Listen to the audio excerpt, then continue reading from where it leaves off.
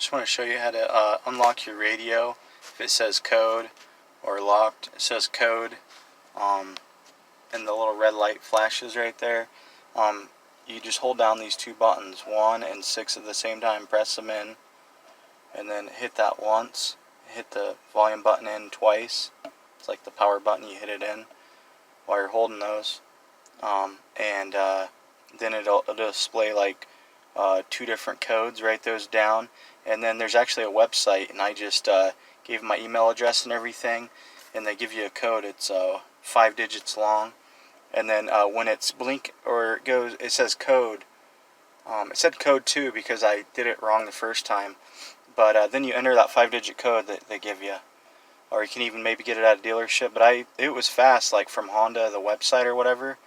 You just Google it, and the website will pop up from Honda, and gave them my info, and they gave me the code, and then I entered it, the 5 digits, and then it goes beep, and then it went to this screen. So there you go.